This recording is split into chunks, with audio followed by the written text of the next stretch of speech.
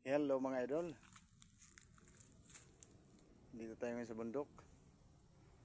Gumawa tayo ng kalapi. Pero karamihan na ito hindi alam kung ano to. Pero kung sanay ka sa bundok, sigurado kilala mo to.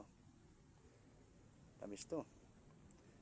Itong prutas kasi na to, pambihira lang, once a year. Saka ka lang makakain ito.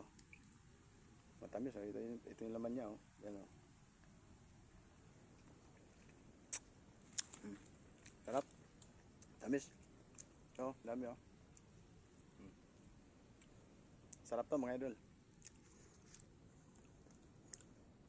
Once a year lang ito namumunga kasi dito sa bundok. Kaya ibihira siya makuha. Hindi masyadong popular. Pero kung sanay ka sa bundok, alam mo to. Sarap eh. Tamis. Sarap papakin eh.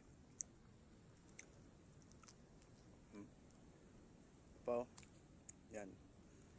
Yan ang itsura ng laman niya.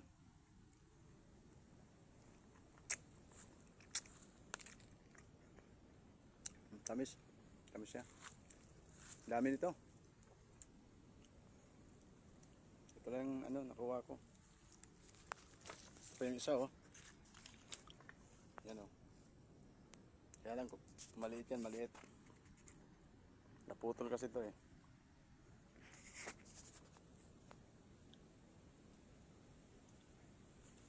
Tingnan niyo mga idol, oh. Hinog na, oh. Matamis na siya, matamis. Pero pag mura pa siya, medyo maasim pa siya. Pero pag talagang hinog na siya, matamis na.